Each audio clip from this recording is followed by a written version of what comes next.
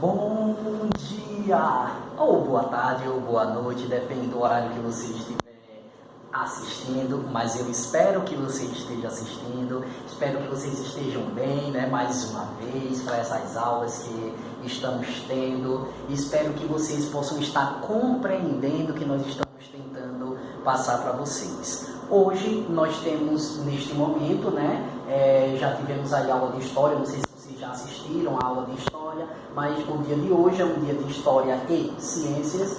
Nesse momento vamos falar sobre ciências e o nosso assunto de hoje, de certa forma, continua naquela linha de biosfera, da criação de Deus. E mais uma vez eu quero trabalhar com vocês o versículo, na verdade, né, o capítulo 1 de Gênesis, que trata diretamente sobre a criação de Deus, e lá mostra também que Deus fez separação das águas na nossa terra. Deus criou a água salgada, Deus criou a água doce, foi Deus que criou a lagoa, foi Deus que criou todos os mananciais líquidos e congelados deste planeta. Então tudo isso, a criação de Deus, mais uma prova do seu poder imenso está lá no capítulo 1 de Gênesis na Bíblia.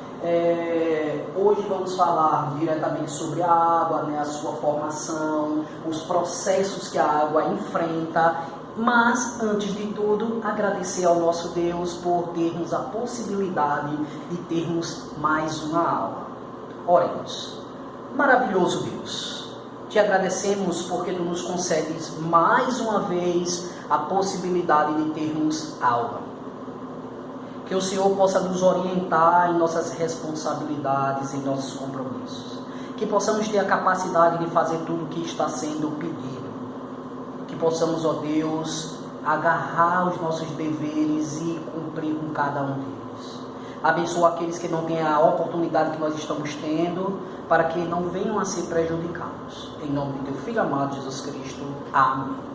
Bom, no vídeo passado, na aula passada, nós falamos um pouco dos recursos naturais, nós falamos dos cuidados com os recursos naturais, nós falamos sobre a utilização dos recursos naturais, né? A utilização, por exemplo, como a água que nós utilizamos para tomar banho, para nos higienizar, para cozinhar, para regar as lavouras, o solo que é utilizado para o plantio, que é utilizado inclusive para colocar a nossa escola, a nossa casa em cima. Nós temos o ar, que é fundamental para a nossa respiração, para os seres vivos em sua grande maioria. Falamos um pouco sobre os cuidados que devemos ter com os recursos naturais, que eles estão sendo explorados demais e dessa forma eles podem acabar. Como nós vimos, recursos renováveis e não renováveis. Os renováveis são aqueles que se renovam naturalmente, os não renováveis são aqueles que não se renovam ou demoram tanto para se renovar que acaba sendo extinto, mas claro, pela má utilização nossa, dos seres humanos, aqueles que estão extraindo os recursos naturais. E nós vimos que Deus nos deu uma ordem: cuidar, zelar pela sua criação, porque isso é para o nosso bem. Lembrando, a sua obra-prima, o ser humano, foi criado para zelar, cuidar pela criação, para a sua própria utilização, mas principalmente para a glória de Deus. Hoje nós vamos falar exclusivamente sobre a questão da água. E como vocês podem ver aqui no quadro, né, como eu sempre tenho feito, o título inicial, puxa uma setinha com informações importantes, né? Vocês podem ver que mais uma vez eu fiz isso. Vocês podem observar que aqui eu coloquei H2O. Essa aqui é a fórmula química da água. Onde você vai encontrar isso? Se você pegar o seu livro, ó, a partir da página 296, eu coloquei aqui, ó, página 296 até 299. E a atividade desde já está na página 299, você vai responder todas as questões que lá estão. Então, aqui você vai encontrar, nessa página 297, que a formação química química da água, ela é conhecida como H2O. E o que é o H2O? São dois átomos de hidrogênio e um de oxigênio. É a formação química. Eu não vou assim me aprofundar para vocês, porque realmente eu não sou químico e eu não conseguiria explicar isso para vocês como um químico. Mas o que eu posso dizer para vocês é que na linha química da educação, essa é a formação da água. Dois átomos de hidrogênio, um átomo de oxigênio que forma a água. Aí aqui eu coloquei que a água, ela pode ser encontrada em 3 estados que vocês com certeza já conhecem muito bem, porque isso não é novo: sólido, líquido e gasoso. Quais são os 3 estados da água? Sólido, líquido e gasoso. Sólido. O que seria o estado sólido? A barra de gelo, a neve, porque a neve, eu acredito que todos vocês sabem, né, que ao aquecer ela derrete e vira água. Então a neve é considerada um estado sólido da água. A barrinha de gelo que nós fazemos em casa, sólido, né? Já o líquido, eu costumo dizer que é toda a água no estado natural, que é o que a gente mais encontra, né? O líquido, a água líquida que a gente bebe, que a gente toma banho, a água que corre no mar, a água que corre nos rios, isso tudo estado líquido. Eu sempre digo, é a água comum, água comum. Já o gasoso é o vapor de água. Vocês estão vendo agora que todos nós estamos respirando. Quer dizer, não estão vendo não, né? Mas nós estamos respirando. Eu tenho certeza que você aí do outro lado está respirando, assim como eu estou respirando. E quando nós respiramos, gente, o ar que nos rodeia, ele tem partículas de água. Às vezes até muita. Eu acredito que todos vocês já devem ter percebido, né, que a gente vai dormir geralmente, principalmente nesse período que nós estamos agora, mesmo sem chover, as plantas amanhecem todas molhadas. E até no verão elas ainda amanhecem molhadas. Os carros, quando estão na rua, quando faz um friozinho, fica todo molhado.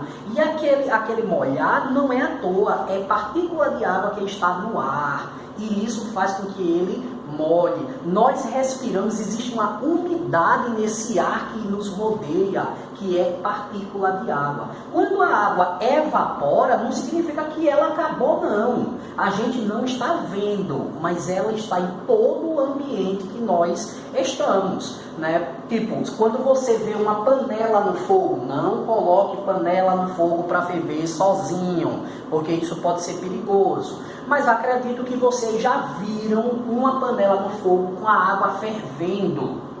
Aquela água fervendo, você vê aquela fumaça subindo, né? Aquilo dali é vapor de água, estado gasoso. Já perceberam também que quando é tampada a panela, quando se levanta a panela, a tampa está cheia de água? Por quê? Porque aquela água evapora, bateu na tampa e vai formando uma grande quantidade de vapor, forma as gotas de água. Ou seja, estado sólido, líquido e gasoso. Um bom exemplo para o gasoso, gente, são as próprias nuvens no céu.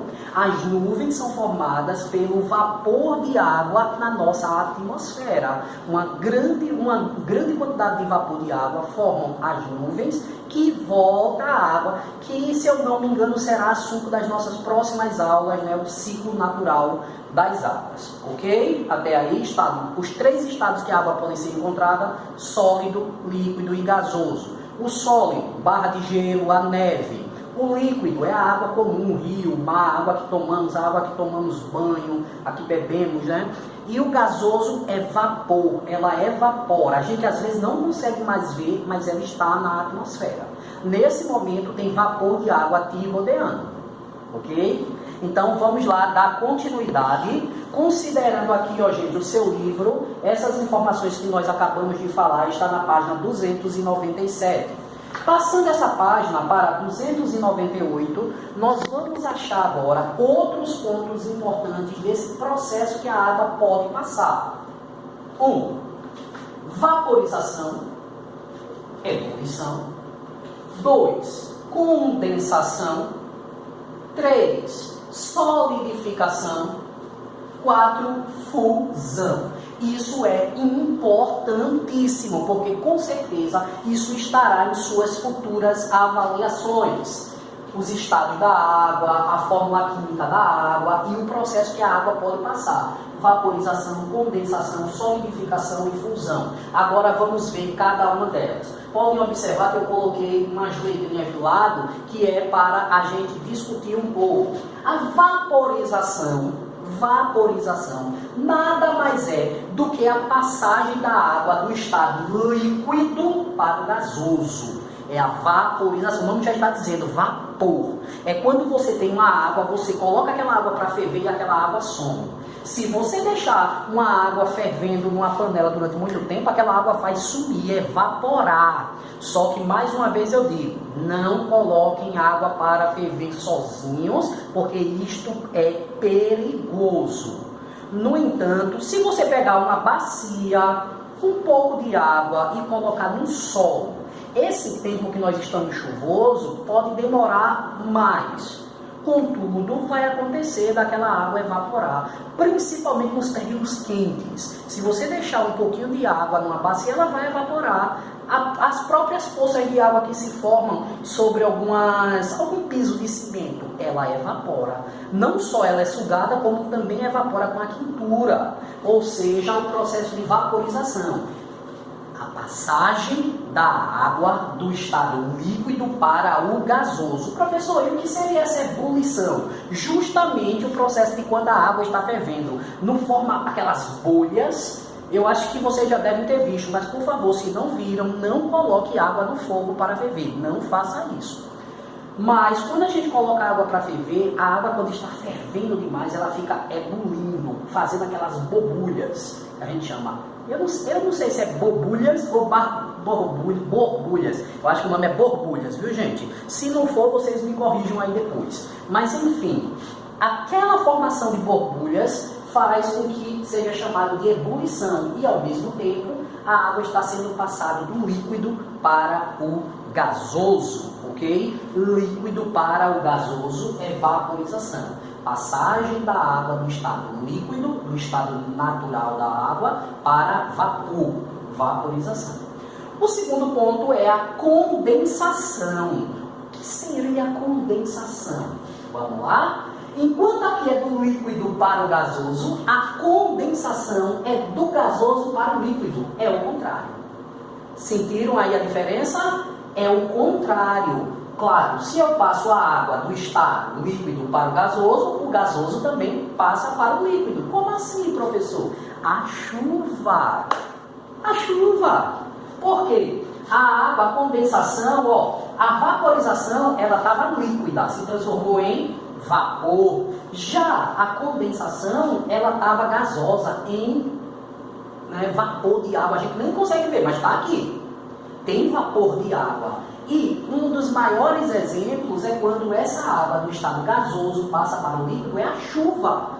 As nuvens que são formadas por gotículas de água, em determinado momento a chuva cai, como está acontecendo nesses dias que nós estamos passando. Isso é um processo de condensação. Essas chuvas que estão caindo esses dias é um processo de condensação. O vapor de água se transformando em água líquida. Vapor se transformando em água, condensação. Ou seja, o que é condensação? A passagem do estado gasoso para o líquido. O que é vaporização? A passagem da água do líquido para o gasoso. Eles são o inverso de um para o outro. Agora, solidificação, uma coisa sólida, uma coisa dura. Ou seja, solidificação é a passagem do estado líquido para o sólido. Líquido para o sólido, uma coisa dura. Sólido, uma coisa solidificada é uma coisa dura, firme. Ou seja, você passa a água do estado líquido para o estado sólido. Um exemplo, o gelo que a gente faz na nossa casa. Você pega a caçambinha do gelo, coloca a água no estado líquido e coloca no congelador. Algumas horas depois, aquela água ela está sólida, ela está barra de gelo, que é estado sólido. Ou seja, solidificação, passagem do estado líquido para o sólido. E aqui o último ponto, fusão, que também é o contrário de solidificação. Se aqui é o líquido para o sólido, aqui vai ser o sólido para o líquido, fusão. Ou seja, a barrinha de gelo que você tirou, você fez o gelo, solidificou. Mas quando a gente tira o gelo da geladeira, se a gente colocar no nosso copo em qualquer estrutura e não botar nada e deixar ele lá, o que é que vai acontecer com ele, com o gelo? Derreter. Ou seja, ele vai passar do sólido para o líquido novamente. Fusão é a passagem do estado sólido para o líquido. Solidificação do líquido para o sólido. Observem, vaporização e condensação é o inverso um do outro. Solidificação e fusão também é o inverso. Retomando. Vaporização, passagem do estado líquido para o gasoso. Condensação, passagem da água do estado gasoso para o líquido. Solidificação, passagem da água do estado líquido para o sólido. Fusão, passagem da água do estado sólido para o líquido. Bom, parece ser complicado, né? Parece complicado, está muito próximo, muito igual, mas está tudo aqui no seu livro, página 298, ó. Tudo aqui explicadinho, com exemplos. Eu só estou tentando transmitir uma outra maneira para vocês, mas está tudo aqui, ok? Bom, aqui eu também coloquei, ó, é uma substância fundamental para o ser humano, para o ser vivo, né? A água é uma substância fundamental para a nossa sobrevivência na Terra. Por isso, Deus a criou para que todos os seres vivos utilizassem dela.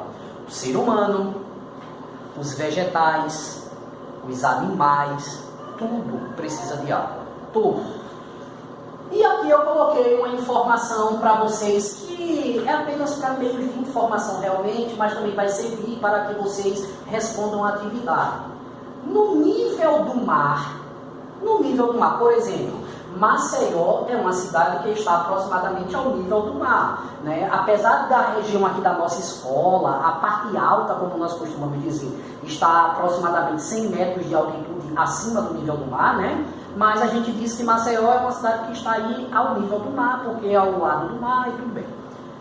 Ao nível do mar, onde nós estamos, a água, ela congela em 0 graus centígrados. Ou seja, neste momento deve estar aí uns 26, 27 graus. Nesse momento. Para a água congelar, ela precisa estar em 0 graus. Esse C significa centígrados, é da temperatura que nós utilizamos aqui no Brasil.